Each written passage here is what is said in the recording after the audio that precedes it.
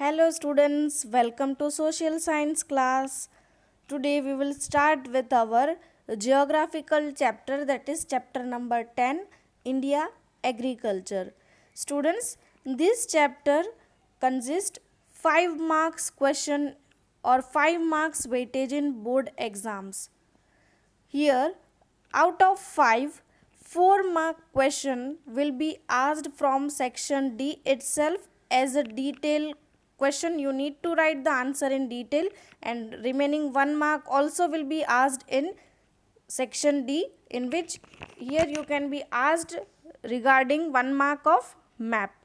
So total 5 marks है, इसमें आपको 5 मार्क्स के सारे क्वेश्चंस सेक्शन डी में से ही आपको पूछे जाएंगे, जहां पर 4 मार्क का आपका डिटेल आंसर होगा, आपको डिटेल में आंसर लिखना होगा, और 1 मार्क का आपको मैप्स रिलेटेड क्वेश्चंस आ सकता है।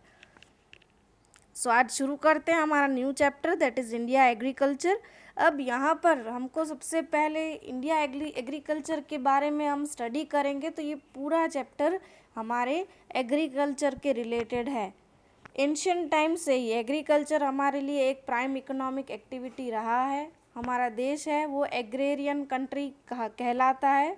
हमारा देश है जो पूरा डिपेंडेंट है एग्रीकल्चर पे, और एग्रीकल्चर ही एक ऐसा सोर्स है जो हमारे इंडियन इकोनॉमी का सबसे इम्पोर्टेंट और मेन सपोर्ट रहा है एंशियंट टाइम से ही। तो आइए शुरू करते हैं। Agriculture is an important resource of India.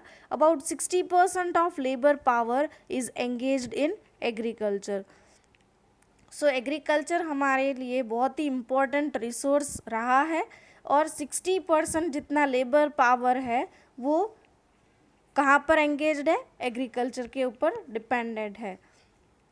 In most of the areas in India, 2 or more crops annually can be taken due to the factors like fertile plains, favorable climate for round the year cultivation, irrigation, skilled and hard-working farmers. हमारे कोई भी देश के जो area है या ज़्यादातर area में 2 से ज़्यादा क्रॉप्स फसल उगाई जाती है पूरे साल में।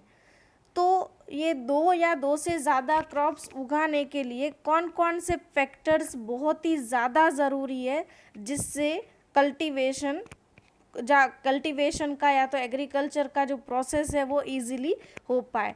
तो ये सारे जो फैक्टर्स है, फर्टाइल प्लेन्स, फेवरेबल क्लाइमेट, जो क्रॉप्स को जो क्लाइमेट चाहिए वो फेवरेबल हो, तभी तो हम अच्छे से जो प्रोडक्शन है वो कर पाएंगे, तभी तो हम एग्रीकल्चर अच्छे से कर पाएंगे। इरिगेशन है, वाटर की फैसिलिटी अगर सही मात्रा में मिलती है क्रॉप्स को, तो भी क्रॉप्स अच्छे से ग्रो होते हैं। Skilled and hard working farmers, ये भी बहुत ही ज़रूरी है कि फार्मर्स है वो स्किल्ड भी होने चाहिए और हार्ड वर्किंग भी होने चाहिए, तभी हम जो क्रॉप्स है उसको ग्रो कर सकते हैं। तो इन फैक्टर्स के ये सारे जो फैक्टर्स थे वो बहुत ज़्यादा इम्पॉर्टेंट थे। आगे चलते हैं। Third point, agriculture production of India is decreasing compare to world due to reasons like inadequate facilities of irrigation, irregular and uncertainty of rain, more population, large family, small farms, no interest in experimentation, less usage of chemical fertilizers, modern machinery and scientific approach for cultivation, educated mass opting way from agriculture, the so called lower status for agriculture in the society, etc. ये paragraph में ये लिखा हुआ है कि जो agriculture जो production है हमारे इंडिया का, वो धीरे धीरे कम होता जा रहा है कंपेयर टू दूसरे देशों के कंपेयर में। तो इनके रीज़न्स क्या है वो यहाँ पर लिखे हुए हैं। तो पहला रीज़न ये है इनएडिक्वेट फैसिलिटीज़ ऑफ इरीगेशन। इरीगेशन की या तो जो पानी की जो फैसिलिटी है वो जितनी चाहिए उतनी नहीं है, सफिशिएंट वे में नहीं है। इसके वजह से भी जो एग्रीकल्चर प्रोडक्शन है वो कम होता जा रहा है, क्योंकि फैसिलिटी नहीं है। इसके वजह से irregular and uncertainty of rain, rain जो है वो अनसर्टेन है।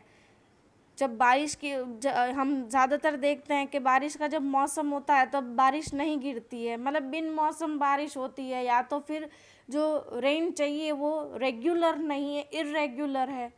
तो और कभी कभी बिन मौसम बारिश जो होती है वो खेती के लिए या तो एग्रीकल्चर के लिए खतरनाक साबित होती है या तो रिस्की साबित होती है। तो ये भी एक रीज़न है। मोर पॉपुलेशन, ये भी बहुत सही है। अगर फार्मिंग कम है और पॉपुलेशन ज़्यादा है तो भी एक ये प्रॉब्लम ही है।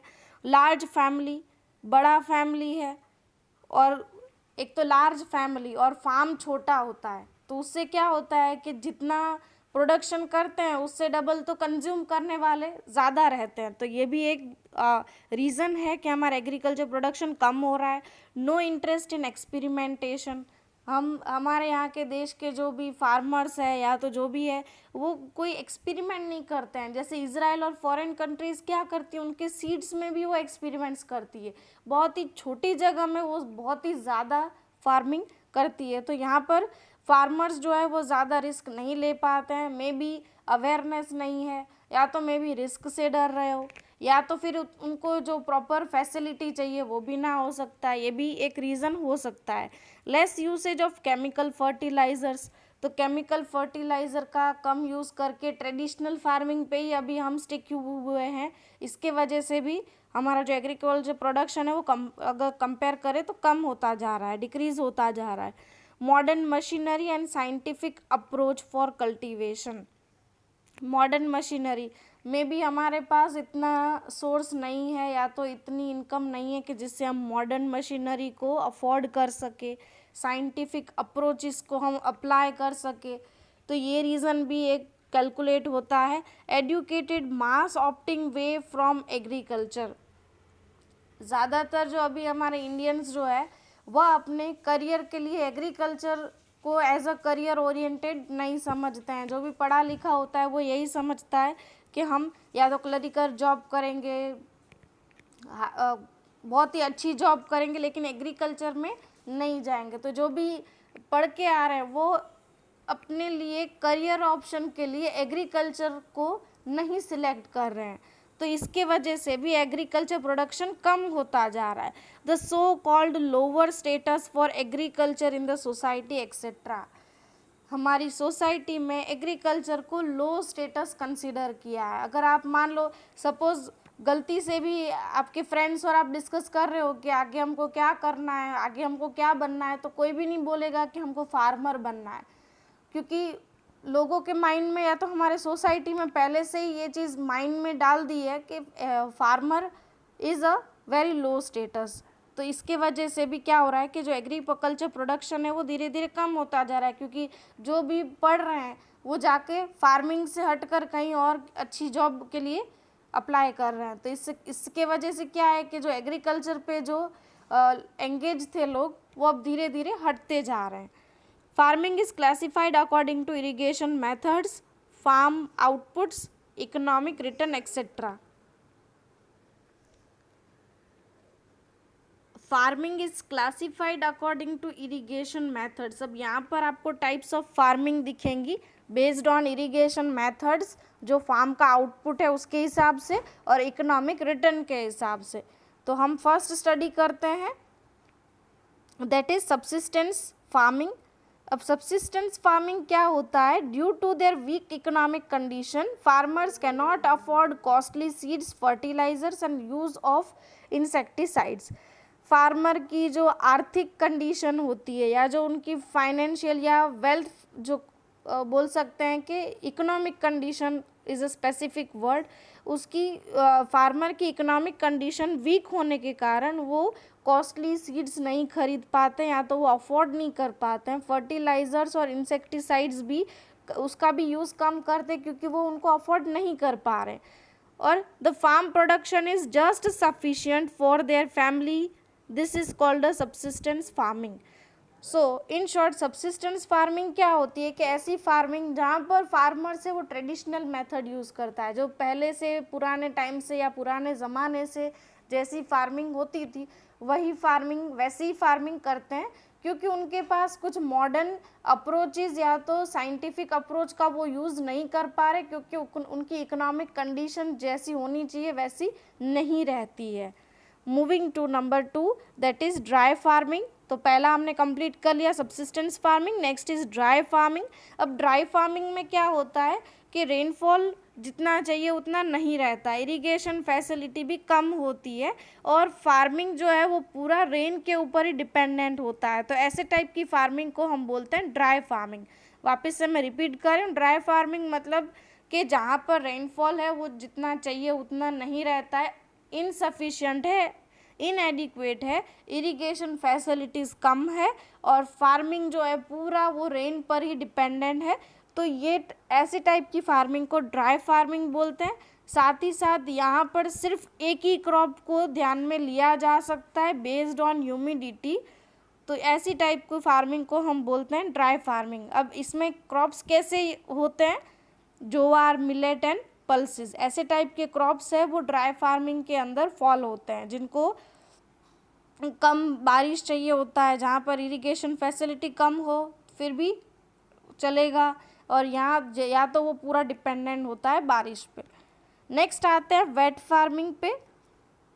It is carried out in the regions of heavy rain and adequate facilities for irrigation, more than one crop is taken. Wet farming क्या होता है कि वेट फार्मिंग उस एरिया में किया जाता है जहाँ पर भारी बारिश हो रही हो, या तो जहाँ पर एडिक्वेट या तो जितना इरिगेशन का फैसिलिटी चाहिए, जितना पानी का जो रिक्वायरमेंट होता है वह रिक्वायरमेंट सेटिस्फाइड हो रहा हो, ऐसे जगह पर वेट फार्मिंग किया जाता है।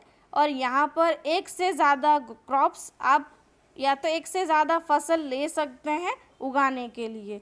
तो यहाँ पर कैसे टाइप के क्रॉप्स का यूज़ हो सकता है या तो उगाए जा सकते हैं, तो पैडी है, शुगर कैन है, कॉटन है, व्हीट एंड वेजिटेबल्स। तो वेट फार्मिंग ऐसे क्रॉप्स में पर वेट फार्मिंग काम आ सकता है। नेक्स्ट है shifting agriculture. Forest are burned and cleared and farming is carried out there. The farming takes place for 2 or 3 years when soil fertility is reduced. That area is abandoned and the same method is applied to start farming at other places या तो other place. Shifting agriculture का मतलब ही वही हो रहा है, उसका नाम ही सजेस्ट कर रहा है कि ऐसे टाइप का एग्रीकल्चर जो एक ही जगह पर स्थायी नहीं होता है, वो बार बार एक जगह से दूसरी जगह शिफ्ट किया जाता है। अब यहाँ पर क्या दिया हुआ है कि जो फॉरेस्ट होते हैं उसको पहले जलाया जाता है, फिर उस एरिया को क्लियर किया जाता है और फिर वहाँ पर फार्मिंग पॉसिबल होती है। और यहाँ पर ऐसे टाइप की फार्मिंग है वो तकरीबन 2 से 3 साल तक ही वहाँ पर रह पाती है, फिर उसको मोबिलाइज करना पड़ता है। यहाँ पर सॉइल फर्टिलेट, अब शिफ्टिंग एग्रीकल्चर में क्या होता है कि जो ज़मीन होती है या तो फॉरेस्ट होता है उसको जलाया जाता है, फिर उसको क्लियर करके वो जो ज़मीन होती है उसकी फर्टिलिटी कम होती है, मतलब जो उपद्रवता बोलते हैं, जहाँ पर प्रोडक्शन इतना जल्दी मतलब फटाफट या तो फास्ट ग्रोथ नहीं हो पाती है, तो ऐसे को बोलते हैं जहाँ पर सॉइल फर्टिलिटी कम होती है। That area is abandoned and same method is applied to start farming at the other place। मतलब वो एरिया 2-3 साल के बाद यूज़ में नहीं लिया जाता है, फिर फार्मिंग को मोबिलाइज करते हैं कहीं दूसरी प्लेस पर। नेक्स्ट है plantation agriculture. This is a special type of agriculture. It is necessary that there should be more capital investment, skill, technical knowledge, machines, fertilizers, protection on all sides, acquisition and transportation facilities। Plantation agriculture मतलब क्या होता है कि एक special type का agriculture है जहाँ पर कैपिटल इन्वेस्टमेंट मतलब एक तरह का हम बोल सकते हैं कि उस फार्मिंग पर पैसा लगाना, स्किल की ज़रूरत होती है, टेक्निकल नॉलेज की ज़रूरत होती है, मशीन्स की ज़रूरत होती है, फर्टिलाइज़र्स की ज़रूरत होती है, प्रोटेक्शन सारे बाउंड्रीज़ पर होना ज़रूरी होता है, और एक्विजिशन और ट्रांसपोर्टेशन की फैसिलिटी भी ज़रूरी होती है। ऐसे एरिया में प्लांटेशन टाइप ऑफ एग्रीकल्चर का फार्मिंग पॉसिबल है। जैसे कि एग्जाम्पल में ले ले rubber, tea, coffee etcetera. Next है intensive farming. Farming is the mechanised way of farming through utilization of increased irrigation, use of chemical fertilizers, insecticides and other mechanical equipments. Cash crops grow more in this type of farming. अब intensive farming के अंदर क्या होता है, ये एक mechanised वे होता है फार्मिंग का, जहाँ पर इरिगेशन या तो पानी का ज़्यादा यूज़ होता है, केमिकल फर्टिलाइज़र्स का ज़्यादा यूज़ होता है, इंसेक्टिसाइड्स भी यूज़ किया जाता है इस टाइप के फार्मिंग में, मैकेनिकल इक्विपमेंट्स का भी ज़्यादा यूज़ किया जाता है, इसलिए इसको हम बोलते हैं इंटेंसिव फार्मिंग. और यहाँ पर कैसे कैसे क्रॉप्स को ज़्यादा मात्रा में उगाया जाता है, कैश क्रॉप्स. अब कैश क्रॉप्स का मतलब क्या होता है, यह ऐसे क्रॉप्स होते हैं जिनको डायरेक्टली हार्वेस्ट करके तुरंत मार्केट में हम बेच सकते हैं, जैसे कि है कॉटन है, शुगर केन है, जूट है, टोबैको है, और इनमें ज़्यादा इनकम होता है. कैश क्रॉप्स मतलब ऐसे क्रॉप्स जिनको हम डायरेक्टली मार्केट में सेल कर सकते हैं और उसमें से ज़्यादा हमको इनकम मिलती हो, तो इसको बोलते हैं कैश क्रॉप्स.